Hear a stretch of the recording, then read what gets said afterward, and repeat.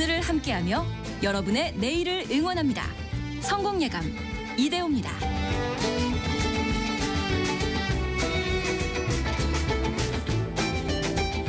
성공예감 이대호입니다. 2부의 문을 열겠습니다. 6월 9일 월요일 오전 10시 5분 함께하고 계시고요. 저희가 1부 시작할 때 내드렸던 경제상식 퀴즈 그 정답을 알려드릴 차례입니다. 1조건입니다. 오늘의 정답은 건물이나 주택에 햇빛을 받을 수 있는 권리를 뜻하는데요. 재건축 재개발을 더 활성화하기 위해서 인센티브를 주겠다. 그 인센티브 대표적인 게 용적률이죠. 그러면 높은 건물들이 올라가게 되고 그 높은 건물에 가려서 주택은 물론이고 학교까지도 일조건에 좀 피해를 본다. 이런 이야기들이 최근에 더 많이 또 들리고 있습니다. 많은 분들이 일조건 맞춰주셨고요. 김영진님은 청취권이라고. 성공예감 이대호입니다. 청취권. 이건 모든 분들에게 저희가 드리고 있습니다. 돈도 안 들고요. 아주 좋습니다. 서민기님은 정답 1조건 맞춰주셨고요. 지하에서 일하시는 아빠의 건강이 걱정되네요. 점심시간에 햇볕 쬐고 일하라고 신신당부했답니다. 이렇게 또 마음을 함께 보내주셨고요. 김은주님, 저희도 30층 아파트입니다. 압동으로 인해서 그 피해는 또 어쩔 수 없는 것 같습니다. 라고요. 또 고층 아파트들이 있으면 고층에 사는 사람들뿐만 아니라 그 옆동 뒷동 마찬가지로 또 일조건의 피해를 볼 수밖에 없죠. 안규영님은 집 앞에 큰 빌딩이 갑자기 생겨서 현수막 걸어두고 항의했는데 달라지는 건 없더라고요. 시티 뷰가 시멘트 벽 뷰가 됐습니다. 해도 잘 안 들고요. 이렇게 또 보내주셨네요. 계속해서 여러분의 의견 많이 보내주십시오. 짧은 문자 50원, 긴 문자 100원이 드는 샵 9730 또 KBS 콩이 열려 있습니다. 지금 증시 상황 한번 볼까요? 코스피가 1.5% 오른 2854.6, 코스닥은 0.17% 오른 757.3 가리키고 있습니다. 아무래도 대형주가 훨씬 더 많이 오르는 걸로 보이고요. 삼성전자가 오랜만에 6만 원을 회복했습니다. 1.7% 올라간 6만 100원. 하이닉스도 3% 이상 급등해서 23만 1,000원대를 보이고 있고요. LG 에너지 솔루션 같은 2차 전지와 조선 방산주가 오늘은 좀 쉬어가고 있는데요. 그동안에 많이 못 올랐던 주식들, 대표적으로 지주사, 또 자동차 관련주들, 오늘 현대모비스가 11%나 급등을 하네요. 또 한동안 많이 잊혀졌던 카카오같이 그동안 많이 빠졌던 주식들이 오늘 10% 이상 올라가는 흐름들. 한국전력도 5% 이상 올라가고 있습니다.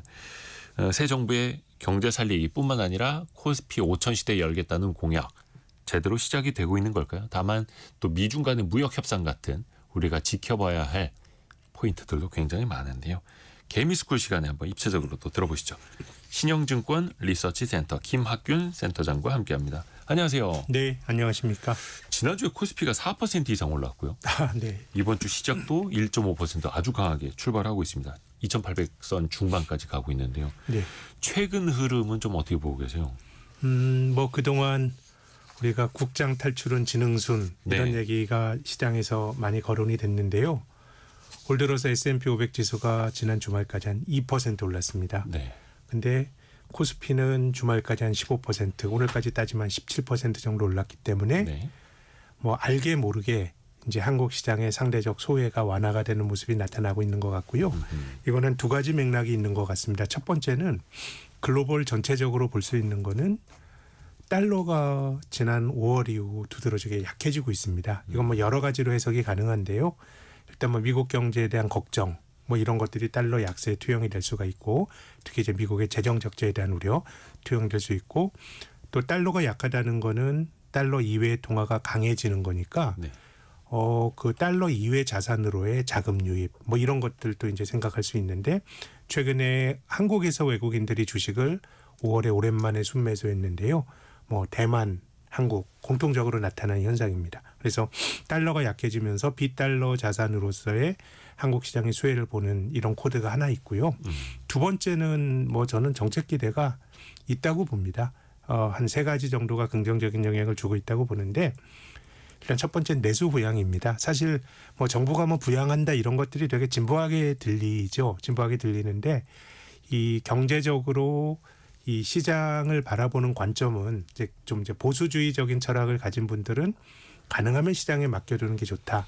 뭐 이런 생각을 갖고 계시고 뭐 재정 건전성 이런 게 중요하다. 뭐 이런 입장을 견지하는 거고 반대로 이제 진보적인 생각을 가진 분들은 시장은 완전하지 않으니까 정부가 많이 좀 개입을 해서 시장을 보완해야 된다는 철학을 갖고 있는데 지금 뭐 우리가 새로 출범한 신정부 이제 후자 쪽인데 근데 정부가 돈 써서 경제를 궁극적으로 성장시킬 수 있느냐는 논란이 되게 많습니다. 네. 그럼 뭐 정부가 돈 쓰기만 하면 경제가 성장 못 한다 그러면 사실 성장 못하는 정부는 없는데 그래도 정부가 돈을 쓰는 게 용인이 되는 거는 진짜 수요가 나빠서 불황일 때는 정부가 돈 쓰는 게 용인이 되는데 한국의 내수는 뭘로 봐도 장기 불황이거든요. 그러니까 돈 쓰는 효과가 굉장히 논란이 많겠지만 나올 수가 있는 타이밍인데 그러다 보니까 이제 정부의 뭐 우리가 얼마 전에 국회에서 추경을 한 13조 원 했는데 지금 20조 원 넘어서면 한다는 거 아닙니까? 네네. 그런데 내수 부양에 긍정적인 영향을 미치는 코드가 또 정책과 관련해서 있고요. 또 두 번째는 지배구조 개선에 대한 기대죠. 역시 논란은 굉장히 많습니다만은 뭐 상법 개정 이런 거 조기에 한다고 하니까 뭐 여기에 대해서 지배구조 개선에 대한 탄성을 기대하는 한 가지 힘이 또 있을 것 같고 마지막으로는 이건 뭐 우리가 뭐 한국이 독자적으로 할 수 있는 건 아니라고 생각이 듭니다만은 이 중국과의 관계가 조금 뭐 정상화 될 수 있지 않겠는가라는 기대가 어느 정도 깔려 있는 것 같고요. 이제 그러다 보니까 뭐 이제 글로벌하게 약달러의 신정부 출범과 관련된 여러 가지 기대 이런 것들이 지금 한꺼번에 상승작용을 이제 불러일으키는 것 같습니다. 최근에 그 시장을 또 급등하게 만든 가장 큰 매수 배경은 또 외국인의 투자 아닙니까? 외국인이 어떻게 보면 지난달까지만 하더라도 그렇게 큰 수매 수자는 없었는데 가장 최근에 거의 한 1, 2주 사이에 공격적으로 들어오고 있죠. 그 배경도 역시 마찬가지일까요? 달러 약세를 바탕으로. 저는 그런 것 같아요. 네. 저는 이제 우리가 5월 초에 대만이 미국과 무역 협상을 했고 우리나라도 했습니다. 네. 근데 뭐 지금 외신으로 들려 나오는 얘기는 그 자리에서 환율과 관련된 얘기가 있었다는 거 아닙니까? 네. 그런데 저는 많은 나라들이 80년대에 일본을 떠올리는 나라들이 많을 겁니다. 특히 뭐 중국 같은 나라 그럴 테고요. 1985년으로 40년 전으로 시계추를 돌려보면 그때도 미국이 무역 수지 적자가 많이 쌓였거든요. 네. 이거를 해결하기 위해서 미국에서 돈 많이 버는 나라들 그때는 뭐 대표적으로 일본과 독일이었죠. 그래서 뉴욕에 있는 플라자 호텔에서 모여서 일본 엔화와 독일의 마르크화의 어떤 강세를 용인하는 글로벌 공조가 나타났습니다. 근데 그게 실은 뭐 일본을 놓고 보면은 저는 환율 주권을 내주면서 경제가 저는 잃어버린 30년의 단초가 80년대 후반에 플라자비였다고 생각합니다. 네. 크게 보면 엔화가 9년 동안 강했거든요. 그러니까 수출이 안 됩니다. 그러니까 경기가 나빠지니까 내수 부양을 하기 위해서 과하게 금리를 낮추고 하다가 부동산과 주식 쪽에 말도 안 되는 버블이 생기면서 버블이 터지면서 일본이 20, 30년 고생을 했거든요. 네. 그래서 많은 나라들이 통화 가치를 미국이 요구하는 대로 그렇게 많이 절상을 하는 거에 대해서는 좀 고민이 있을 거라고 보는데요. 근데 지금은요. 미국도 편하고 미국 밖의 나라도 편한 환율 레벨이라고 봅니다. 우리나라 원달러 환율이 1,480원 갔던 게 4월 10일입니다. 그때는 환율 올라가서 우리가 걱정했잖아요. 네. 그럼 제 생각에는 플라자 합의 때처럼 예컨대 뭐 한국의 원화를 비롯한 미국 이외의 통화가 몇 년간 강해지고 이거는 뭐 다른 차원의 문제인데 뭐 1,480원 갔던 원달러 환율이 뭐 1, 200원 지금 고점 대비 100원 넘게 떨어졌는데 뭐 한 2, 300원 떨어진다고 뭐 큰 탈이 날까요? 제 생각엔 지금은 모두가 편한 그런 순간인 것 같아요. 그러니까 과거의 환율 레벨 뭐 한 1,100원, 200원대 장기간 오갔던 그것보다는 현재는 굉장히 높은 수준이다. 높은 수준이죠. 여전히. 예, 그렇게 본다 그러면 우리가 불과 뭐 한 달여 전까지만 해도 원달러 환율이 올라가는 거에 대해서 되게 걱정을 많이 했다는 걸 생각을 하면 막 1,500원 간다 막 이러죠. 그럼요. 그렇게 된다 그러면 지금은 뭐 미국도 뭐 다른 나라들의 통화 가치 절상을 정말로 원하는지 근데 이제 뭐 스티븐 미란이라고 하는 백악관에 있는 경제정책 자문위원회 의장인가요? 네. 뭐 이 사람도 미란 보고서를 통해서 관세도 관세지만 달러가 약해져야 즉 다른 나라 통화가 강해져야 미국의 무역 수지 적자가 해결될 수 있어 뭐 이런 주장을 했기 때문에 그래서 저는 지금이 여기서 원달러 환율이 더 떨어진다 그럼 제 생각에는 여러 가지 고민이 있겠지만 지금 뭐 1,360원 하는 원달러 환율이라 그러면 여기서 환율이 뭐 여기서 100원 정도 예컨대 뭐 더 떨어진다고 한들 뭐 그렇게 크게 서로에게 부담이 안 되는 수준일 것 같거든요. 그렇게 본다 그럼 지금은 어쨌든 비달러화 자산이 좀 어떻게 보면 좀 기회를 가지는 그런 국면이라고 봅니다. 그리고 또 한 가지 첨언해서 말씀드리면 저는 위안화 환율이 굉장히 중요할 것 같습니다. 네. 지금 트럼프가 관세를 물리고 이런 거에 대해서 중국이 강하게 반발을 하고 있지만 중국도 미국에서 더 물건 팔아가지고 무역수지 흑자를 더 늘리겠다라고 하는 의도를 갖고 있지는 않겠죠. 네. 지금 이렇게 무도한 과도한 관세에 대해서 지금 이제 반발을 하는 건데요. 그러면 장기적으로 미중 간의 갈등이 완화가 되는 어떤 시나리오도 뭐 중국이 내수부양하고 또 미국 물건 좀 사주고 이런 것들이 어떻게 보면 생각할 수 있는 시나리오인데 이게 가상의 어떤 시나리오가 아니고 트럼프 행정부 1기 때 미중 간의 어떤 1차 무역 갈등이 있고 나서 2020년 1월 달에 미중이 합의했던 겁니다. 네네네. 예, 중국이 내수부양한다. 그리고 미국의 곡물도 사주고 그렇죠. 또 그 맥락에서 위안화 강세도 좀 유도한다. 뭐 내수의 구매력을 키우는 거는 자국의 통화 가치를 좀 강하게 만드는 거거든요. 근데 그때 그렇게 합의를 하고 바로 그 다음 달에 코로나가 터지는 바람에 무슨 뭐 미중 합의 이런 것만 할 수 있는 계제가 아니었던 지킬 거죠. 수도 없는 상황이 되죠. 네, 이제 그렇게 됐는데 그래서 저는 지금 뭐 타이완 달러도 강하고 또 한국 원화도 강한데 장기적으로 보면은 위안화 가치가 어떻게 되느냐. 지금 뭐 7.30 넘어갔다가 지금 이제 7.19 밑으로 떨어졌거든요. 네. 그래서 이제 위안화가 절상이 된다 그러면 위안 달러 환율이 떨어진다 그러면은 저는 이것도 암묵적으로 미중 간의 어떤 좀 합의에 가까운. 합의 내지는 서로가 절충점을 찾아가는 신호로 볼 수 있기 때문에 그러니까 달러당 위안화가 7.3에서 지금 7.1 네. 혹은 그 밑에 과거와 같은 6위안대로 네, 내려온다면 뭐 갈지 안 갈지 모르겠지만 특히나 이제 중국 사람들이 뭐 80년대 플라자 합의 일본의 경험 이런 것들에 대한 어떤 공부가 너무 잘 돼 있어가지고 이 사람들이 뭐 위안화 가치의 절상을 뭐 아주 계속 일본식으로 용인하려고 하는 나라는 저는 없을 거라고 또 봅니다만. 일본의 사례를 너무 또 강력히 봤으니까. 근데 앞서 말씀드린 것처럼 불과 몇 년 전에는 중국이 포치라 그래서 위안 달러 환율이 7 위로 넘어가는 것만 막으려 그랬거든요. 그래서 지금 달러 강세가 몇 년간 진행이 됐기 때문에 지금은 서로에게 불편하지 않은 환율의 레벨인 것 같습니다. 그렇기 때문에 지금은 글로벌하게 약달러, 다른 표현으로는 비달러 통화 강세, 비달러 자산 강세, 외국인들의 미국 외의 지역 주식 순매수 이런 것들이 한 가지 좀 연결되는 그러네요. 맥락이 있다고 봅니다. 또 우리 환율이 최근에는 1,360원대 네. 오가고 있는데 말씀하신 것처럼 1,400원대 중후반까지 갔던 거에 비해서는 거의 100원 가까이 내려온 상황. 그런데 이게 미국과의 무역 협상 테이블에 환율에 대한 이야기, 의제가 올라간다 하더라도 우리 국가 입장에서 사실 이게 티를 좀 내면 안 되는 거기도 하잖아요. 거기다 또 투기 세력이 붙을 수도 있고 그럼요. 또 한 방향으로 막 쏠려버릴 수도 있어요. 환율은 어떻게 보면 글로벌한 합의의 과정이기도 하지만 네. 그것이 그 외환시장에서 예를 들어 중앙은행이 개입하고 어느 나라나 외환시장에 개입하는 걸로 추론하지만 그것을 드러내놓고 말하는 나라는 없죠. 그렇지만 환율은 굉장히 역사적으로 중요하죠. 나라 간의 정치적 합의의 과정이었던 것 같습니다. 그래서 이번 우리나라와 네. 미국 간의 무역 협상 과정에서 기재부 국제금융과장이 같이 간다라는 소문만 들렸어도 바로 또 시장에 이게 또 반영이 되고 그랬죠. 그리고 지금 또 미중 협상이 또 지금 논의가 금주부터 되잖아요. 그렇기 때문에 위안화 환율을 통해서 어떤 미중 간의 어떤 대화를 한번 우리가 좀 유추해 보는 뭐 그런 것도 제 생각에는 좀 필요하지 않을까 싶습니다. 그 이야기를 바로 좀 이어가 볼까요? 그러니까 현지 시간으로 9일인데 런던에서 미중 간의 관세 협상 한다고 하죠. 그러니까 어떻게 보면은 지난 1차 5월에 했던 거에서 90일간 상호 관세 유예하기로 하고 네. 시간을 번 다음에 이제 본격적인 협상 들어가는 건데 이번은 어떻게 보십니까? 이번 협상은? 저는 그 트럼프 일기 때 보면 네. 또 바이든 행정부가 중국에 대해서 공격을 했던 결기를 보면 네. 미중 간의 갈등이라고 하는 큰 어떤 대립이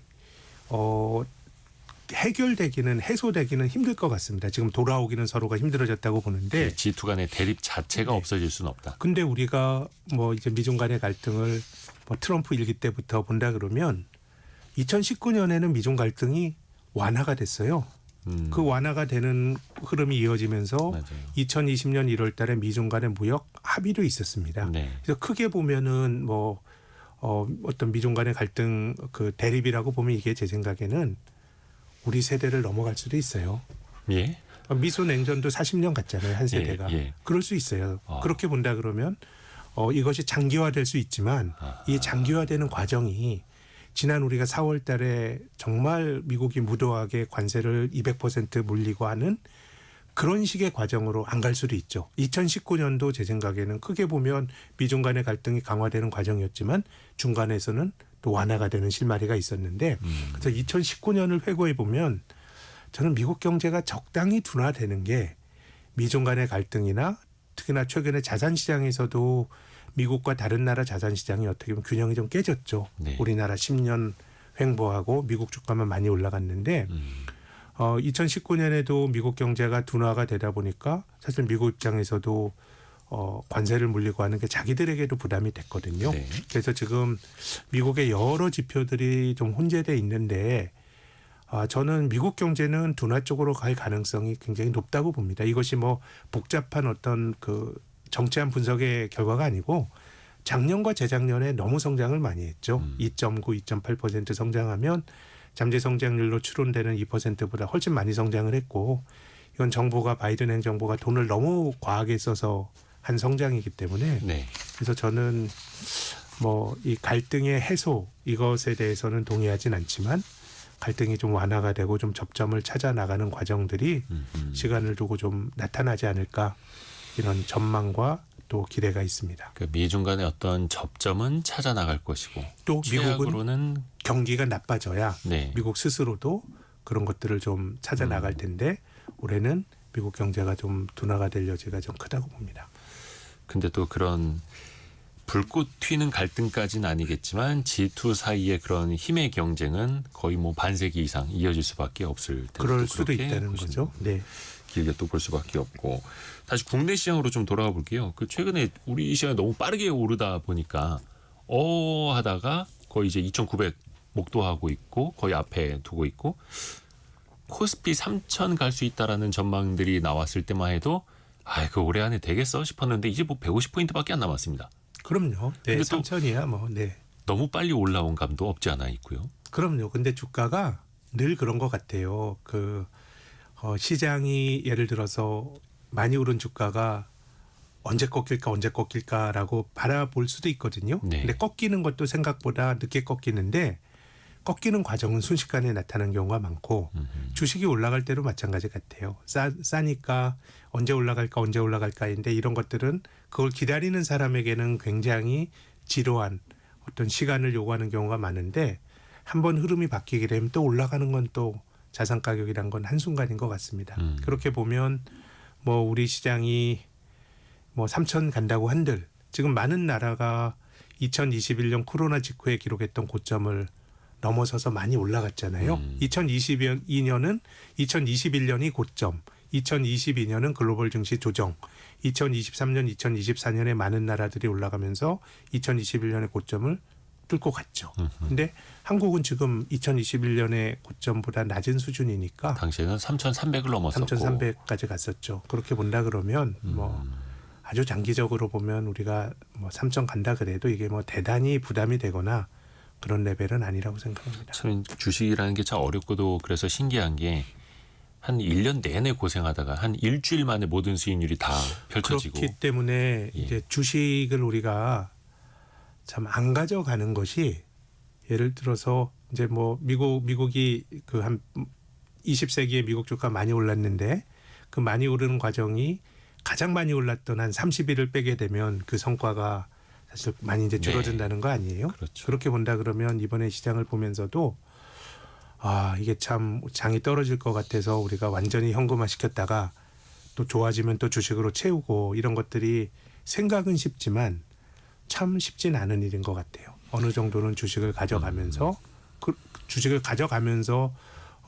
대응을 해야 된다 그러면 어떻게 보면 약세장에서 견디는 것도 투자자가 가져야 될 태도 같습니다. 그렇죠. 그래서 떨어질 때도 주식이 없던 사람은 올라갈 때도 주식이 없다. 뭐 이런 네. 증시 격언도 있는 것처럼요. 그런 것 같습니다. 근데 최근에 증시 흐름 보니까 그동안에 안 올랐던 주식들까지도 오늘처럼 급 네. 반등을 합니다. 뭐 반도체도 그렇고 소프트웨어, IT 주식들도 그렇고 지주사들도 최근에 엄청나게 올랐고요. 이거는 좀 어떤 흐름이 있을까? 예전에는 조선방산이라든지 HBM 관련된 반도체 이런 것들이 이제 시장을 다 이끌어 갔었는데 장세 분위기가 바뀌는 건지 아니면 너무 싸져 있던 것들이 눈에 제 드는 생각에는 건지. 그게 다 섞여 있는 것 같습니다. 지주에서 올라가는 거는 싸기도 하고 또 여러 가지 그 거버넌스 지배구조 개선에 대한 기대가 또 투영되는 면이 있는 것 같고요. 네. 앞서서 제가 5월달에 외국인들이 이제 주식을 팔다 대만에서도 굉장히 강하게 사고 있거든요. 근데 대만 주가는 작년 말보다 마이너스입니다. 어허. 그러니까 대만과 한국을 비교해 보면 일본 주가도 작년 말보다 마이너스입니다. 네. 이거는 많이 올랐던 그런 시장들은 실은 올해 이제 조정을 받는 거. 미국도 크게 보면 같은 맥락인 것 같고요. 그래서 주식 투자를 하다 보면 절대 가격 메릿이 주는 또 그런 구간이 좀 있는 것 같아요. 몇 네. 년 동안 소외됐던 주식들이 올라가면 올라갈수록 단지 가격 메릿만 있는 종목들은 또 주춤거릴 수는 있겠지만 지금은 상당히 많이 못 올랐던 주식들이 절대 가격 메릿이 작용을 하는. 그래서 앞서 말씀하셨던 지주회사나 또 뭐 카카오별 주식이나 이거를 뭐 주가 차트에 일봉으로 보면 무서울 정도로 굉장히 V장으로 올라갈 텐데요. 네. 이걸 월간 단위 월봉이나 이런 걸로 보면 아직도 바닥에서 고개를 살짝 드는 걸 수 있기 때문에 이제 올라가면 올라갈수록 투자자들의 기준이 단순한 가격 메릿에서 실제로 더 오를 수 있는 그런 논거들을 찾을 텐데 어쨌든 뭐 최근에 주가 반등하는 과정은 그동안 못 올랐다라고 하는 게 굉장히 또 절대적인 동인이 되는 것 같습니다. 그런 비슷한 이유 때문일까요? 최근에 보면 코스피에 비해서 코스닥은 상당히 좀 부진해 보입니다. 네. 아무래도 외국인이 들어오면서 대형주 중심으로 사서 그럴 텐데 지금 이제 코스닥 중심으로 투자를 많이 하시는 게 우리 개인 투자자분들의 또 평소의 스타일이지 않습니까? 네. 지금의 상황은 좀 어떻게 이해를 해야 될까? 또 앞으로는요? 뭐 글쎄요. 코스닥은 참 시장으로서 가진 정체성이 네. 저는 없는 것 같아요. 우리가 뭐 코스닥 지수를 벤치마크해서 투자하는 기관 투자가 있는 것도 아니고요. 코스닥은 개별 종목들로 이루어진 시장이거든요. 네. 그렇기 때문에 저는 코스닥의 경우에는 정말 개별 종목 하나하나에 대한 판단이 중요한데 코스피도 마찬가지라고 봅니다만은 지금 상당수 종목들이 자본주의 경제가 좀 좀비화돼 있는 것 같아요. 어허. 좀비화. 그러니까 경기가 나빠지게 되면 중앙은행이 돈 풀고 이런 식으로 위기를 막다 보니까 경기가 쉽게 안 좋아져요. 네. 왜냐하면 뭔가 경제적 자원이 5배분 되는 거죠. 어떻게 보면 생산성이 있는 쪽으로 돈이 가야 되는데 뭔가 어려운 기업들이 망하지도 않고 계속해서 경제적 자원을 빨아들이니까 이거 한국뿐만 아니라 글로벌한 현상인데 네. 제가 앞서서 지금은 저가 메릿이 있는 종목들이 다 많이 올라가니까 전 코스닥도 굉장히 짜릿하게 또 올라갈 수 있다고 봅니다. 이게 코스닥 시장에 코스닥 종목들의 투자자들이 좋아하는 이유 중에 하나가 한순간에 올라가는 그 짜릿한 또 기분이 있거든요. 예. 근데 말씀드리겠지만 그렇게 올라가는 거 고점에서 내가 팔 수 있다라고 생각하면 오산입니다. 우리가 바닥을 모른 것처럼 그러면은 저는 코스닥에 있는 기업들은 지금 영업이익으로 이자를 3년 연속 커버 못하면 이게 뭐 바이오처럼 굉장히 뭐 성장성에 대한 기대가 투영이 되고 있다면 다르게 해석을 해야 되겠지만 이거는 영속 기업으로 가기가 힘든 거거든요. 그렇기 때문에 지금은 뭐 코스피가 3천 정도 간다 그러면 이건 뭐 저가 매력 이런 것들은 좀 약해지는 거니까 종목들의 재무 안정성이나 이런 것들을 봐야 되는데 그렇게 보면 코스닥에는 뭐 좀 과하게 떨어진 종목들도 당연히 좀 많이 있고요. 또 한편으로는 우리가 잘 좀 경계해야 될 지뢰들도 많은 것 같습니다. 그러게요. 또 하나가 지금 이제 시장이 많이 올라가는 기대감은 이재명 대통령이 후보 시절부터 공약을 했던 뭐 상법 개정안을 비롯해서 지배구조 개선, 뭐 자사주 소각을 의무화 일부를 포함하는 제도화라든지 여러 가지가 있을 텐데 이게 과거에는 항상 앞에서 지주사 이야기도 해주셨던 것처럼 기대감으로 먼저 갔다가 네. 실망감에 다시 내려오는 이 반복 아니었습니까? 네. 이번에는 어떨까요? 이번 제대로라기보다는 네. 이번에는 실제로 구체적인 정책적인 행동이 나올 거라고 생각합니다. 근데 이제 우리가 이런 흐름들을 보면요. 지금 우리가 6월 달에 어쨌든 우리나라가 그 선거를 통해서 정권이 바뀌었죠. 네. 그럼 전임 정권 때 한번 생각을 해보시면 대기업들이 합병을 해요. 근데 그 합병 비율을 보니까 대기업의 오너들에게 조금 유리하게 된 것 같아. 예전엔 그래도 갔잖아요. 네. 근데 지금 못하게 했죠. 지금 이제 신정부가 아니라 전임 정권이고 또 밸류업이라고 하는 것도 시작이 됐죠. 이렇게 보면 저는 지금은 어떤 정치의 영역에서 어떤 위정자들이 가지고 있는 시장에 대한 철학이나 이런 것도 저는 분명히 영향을 주겠지만 중요한 변화는 주식하는 사람들이 많아졌어요. 한 1,400만 명이 됐고 또 여러 가지 경제 정책이 나오겠지만 딱히 뭐 한국 경제를 드라마틱하게 바꿀 만한 묘수도 찾기가 힘들다 그러면 네. 이 1,400만 명의 여러 가지 이해관계를 정치가 외면하기는 힘들 거라고 봅니다. 그런 거라고 보면 제 생각에는 여러 가지 법적, 제도적인 변화들은 굉장히 신속하게 나타날 가능성이 높다고 봅니다. 안 할 수가 없는 상황이라는 거죠. 저는 그렇게 봅니다. 그렇죠. 이제 개인 투자자가 1,500만 명에 육박하는 시대이다 보니까 네. 또 증시가 어떻게 보면 뭐 배당을 비롯해서 네. 국내 투자자에게 더 영향을 미치는 게 과거보다 훨씬 더 강해졌을 테고요. 그래서 이재명 대통령도 취임 직후에 한 2, 3주 안에 선법 개정안 처리하겠다라고 네. 이야기를 했었죠.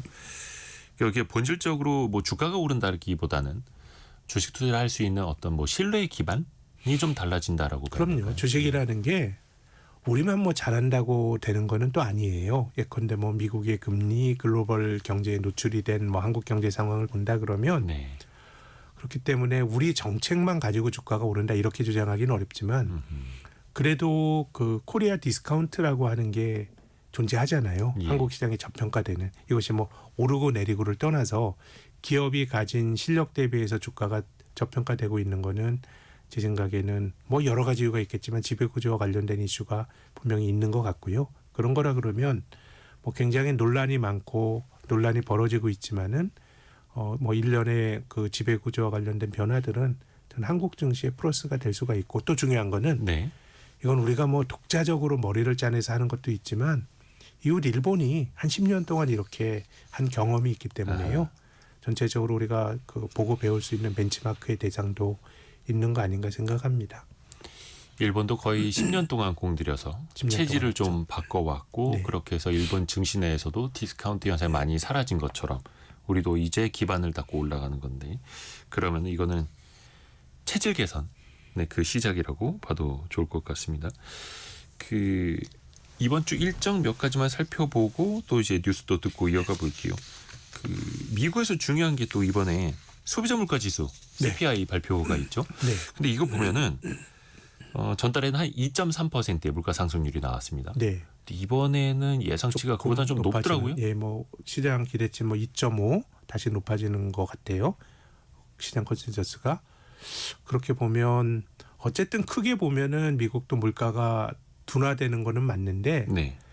쉽게 잘 안 떨어지는 것 같고 그래서 근데 역사적으로 보면 물가를 중앙은행이 금리 올려서 잡은 경우는 없어요. 경기가 나빠져야 아하. 자동적으로 수요가 나빠지면서 잡히는 거기 때문에 아하. 그래서 저는 이제 지금 이제 물가가 미국의 물가가 연준이 생각하는 목표치인 2%로 잘 안 떨어지는 것에 대해서는 분명히 이제 제약 요건이 있죠. 그거는 중앙은행이 먼저 선제적으로 뭘 하는 게 굉장히 조심스러울 거예요. 그래서 지금 미국 경제가 뜨겁다고 보기도 어렵지만 물가 뭐 2.5% 전후 물가 상승률 또 비농업 신규 일자리 수 10만 개 이상 늘어나는 데서 또 연준이 금리를 선제적으로 낮추기도 힘든 것 같거든요. 그래서 매우 선제적인 대응이 어려운 건 맞습니다만은 저는 뭐 하반기 정도가 되면 물가 걱정이 아니라 미국은 경기가 저는 금리가 너무 높은 것 같아요.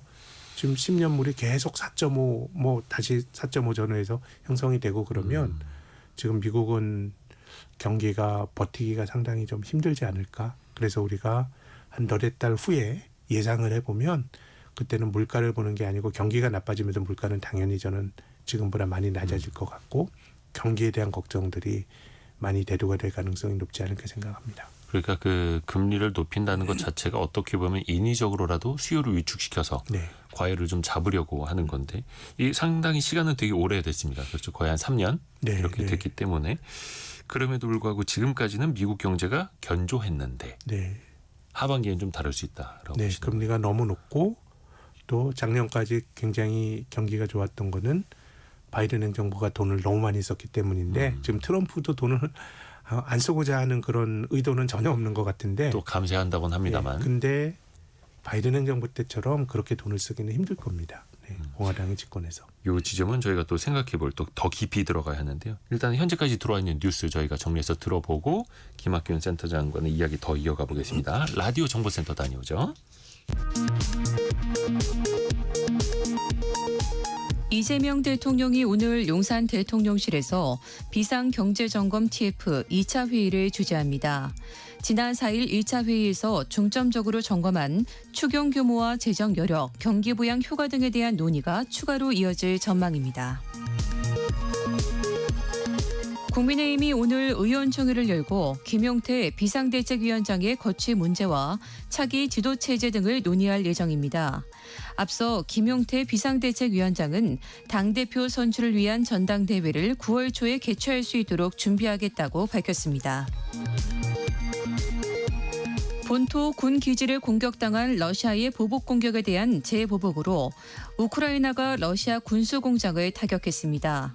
다시 러시아의 본격적인 보복 공격이 예상되는 가운데 지난 이스탄불 협상에서 유일하게 합의한 포로와 전사자 교환은 이뤄지지 않고 있습니다.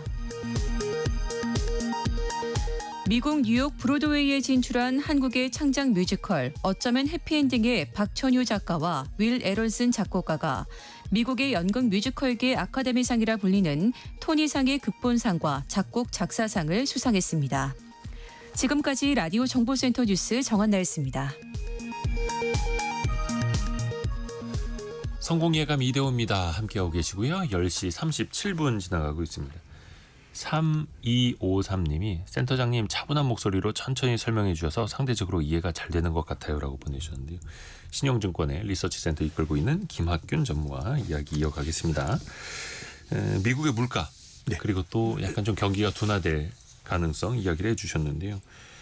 지금 연준에서는 이제 금리를 기준금리를 4.5% 정도로 두고 있고 트럼프는 계속해서 금리를 내려라 압박을 네. 하고 있고 근데 만약에 지금 시장 예상치대로 미국의 소비자 물가지수 상승률이 2.5% 정도로 나온다면 이게 또 금리를 더 내리기에도 네, 애매한 것 같습니다. 애매모호한 네. 금리 그 물가 수준이죠. 네, 그래서 지금 아침에 외신을 봤더니 내년 6월인가요?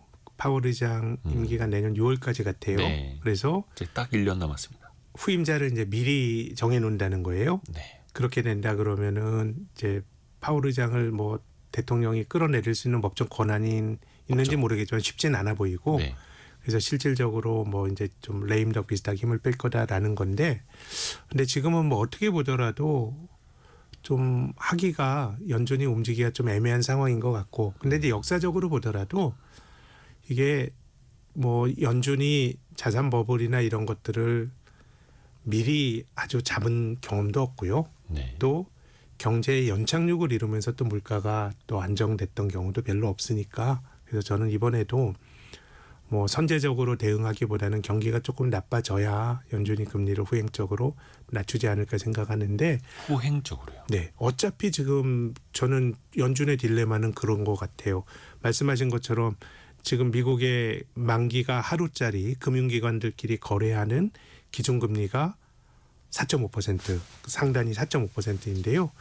이게 5.5에서 4.5까지 떨어졌는데 작년 9월 달에 처음으로 연준이 금리를 낮췄습니다. 네. 근데 그때 미국의 10년짜리 금리가 3.6%였어요. 근데 기준금리는 지금 1%포인트 4.5에서 5.5%에서 4.5%까지 낮춰졌는데 3.6% 하던 10년짜리 장기금리는 지금 4.5가 됐어요. 3.6에 4.5. 오히려 기준금리를 내린 다음에 네. 시장 금리는 더 올라버린. 더 올라간 거예요. 그러면 이게 사람들이 뭐 모기지 대출을 받거나 일반적으로 경제 활동을 할 때는 사실 우리가 중앙은행과 거래하진 않거든요. 시장에서 형성이 된 시장금리 영향을 받는데 그래서 지금은 통화 정책이 잘 안 먹히고 있고요. 뭐 안 먹히는 이유는 저는 뭐 트럼프의 관세 뭐 이런 것들이 결국 장기적으로 인플레이션이 생길 수 있어 이런 걱정 때문에 금리가 잘 안 떨어지는 거거든요. 그래서 저는 이게 정책으로 해결되긴 힘들 것 같고 오로지 높은 금리가 미국 경제에 뭔가 타격을 주면서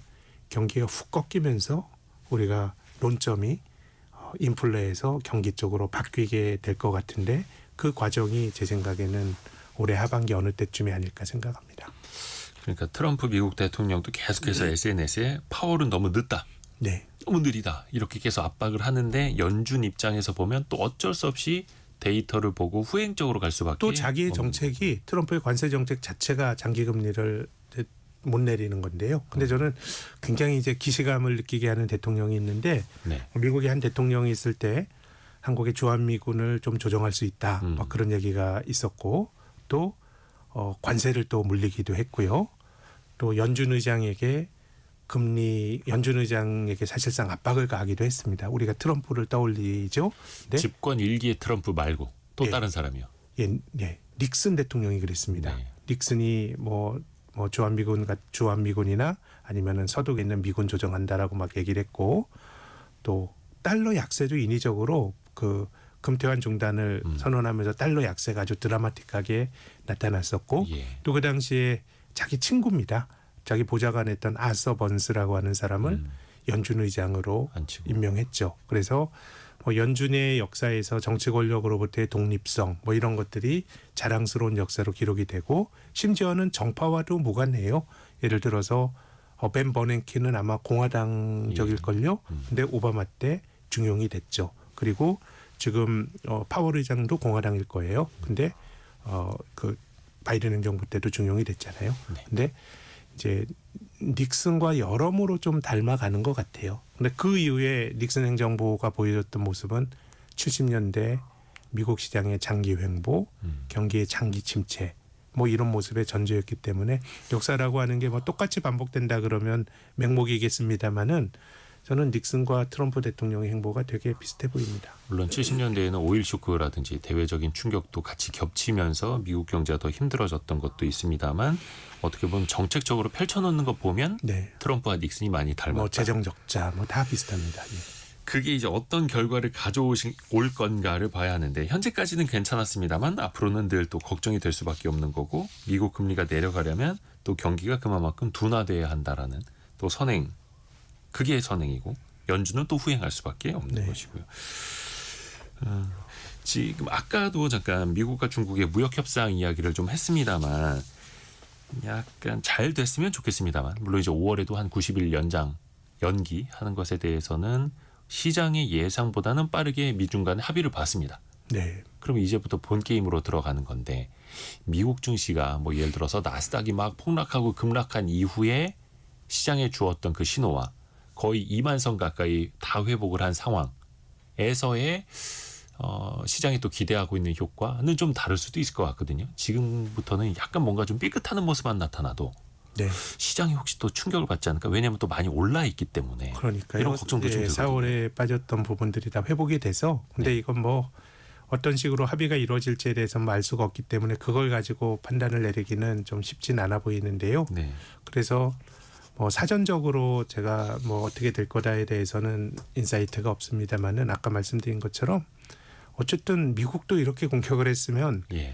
중국이나 미국이 타협을 해야 되는데요. 저는 그 타협을 1차 무역협정 1차 트럼프 일기 때의 미중 간의 타협과 비슷한 형태가 네. 어쨌든 뭐 미국으로부터 수입을 좀 늘리고 그리고 위안화 가치를 좀 절상을 유도하고 뭐 이런 거기 때문에 통화 가치라는 게 온갖 정보와 기대를 반영해서 또 주가처럼 움직이는 가격 변수니까 그래서 저는 이제 외신을 통해서 미중 그 관료들이 어떤 협상을 할지도 우리가 눈여겨봐야 되겠습니다만은 그때 보이는 위안화 환율을 통해서 나름 좀 해봐야지 그런 생각을 갖고 있습니다.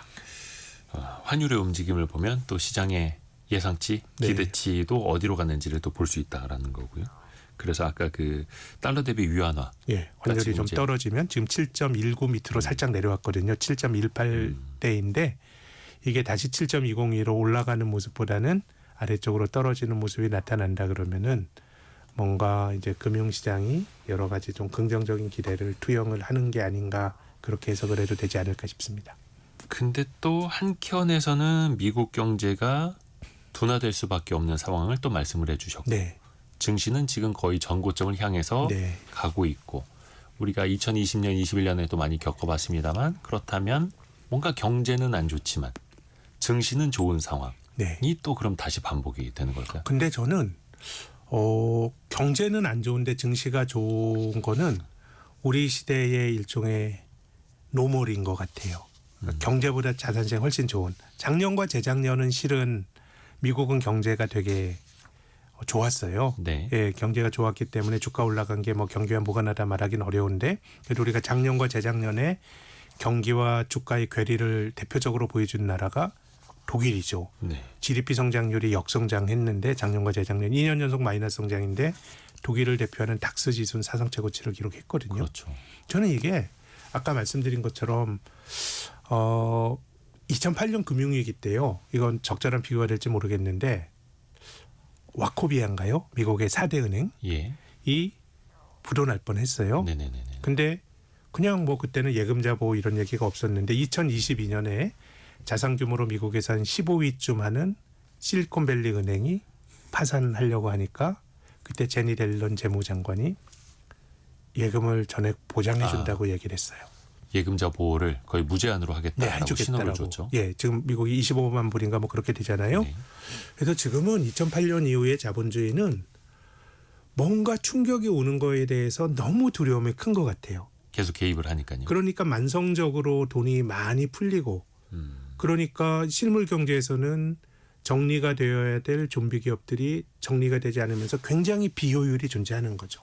저는 중국도 그렇다고 봐요. 중국도 계속해서 경기 부양을 하니까 우리가 중국 기업들의 약진을 보면 놀랍지만 경제는 디플레예요. 막 물가지수가 마이너스가 되고 그러니까 지금 자산 전체적으로 돈이 효율적으로 안 쓰이는 것 같아요. 네네. 그러다 보니까 심각한 어떤 패닉이나 심각한 어떤 충격도 없는데 경기는 별로 안 좋아져. 좋아질 때도 안 좋아지는데 그 풀린 돈이 저는 자산시장에서 계속 움직이다 보니까 자산 가격이 상대적으로 좋은 흐름들이 나타나고 있는 것 같은데요. 그래서 중간중간에 보면 이제 미국도 그렇다고 미국 주식이 뭐 계속 불패는 아니고 2018년에도 S&P 500이 20% 넘게 떨어졌고 22년도 그렇고 2011년도 그렇고 그래서 과하게 올라가면 조정을 받는데 회복도 굉장히 빠르게 나타났기 때문에 그래서 저는 지금 미국 주식이 비싸다는 생각은 갖고 있는데 이것이 과거처럼 예컨대 주가가 조정을 받았을 때 수년짜리 베어마켓으로 갈 거냐라 그러면은 우리가 살아가는 시대의 노멀은 중앙은행이 경제의 자산 배분을 왜곡을 하고 그 자산이 자산시장 쪽으로 과잉 배분되면서 예. 우리가 살아가는 어떤 그 삶의 만족도보다 자산시장의 좋은 흐름이 앞으로도 저는 지속되지 않을까 뭐 그런 생각이 듭니다. 그러니까 경제를 살리기 위해서 유동성을 부어 넣었을 때 그게 또 한쪽으로 쏠리는 현상. 이게 건강한 건 아닙니다만 또 그런 흐름이 또 반복이 되고 있고. 네. 근데 그 사이에서 또 고민이 되는 건 지금 누가 봐도 미국의 금리는 높은 상황이고 기준금리를 내리더라도 시원치는 않은 상황인데 그러니까 유동성을 막 쏟아붓는 상황은 아닌데 또 증시는 계속 좋단 말이죠. 네.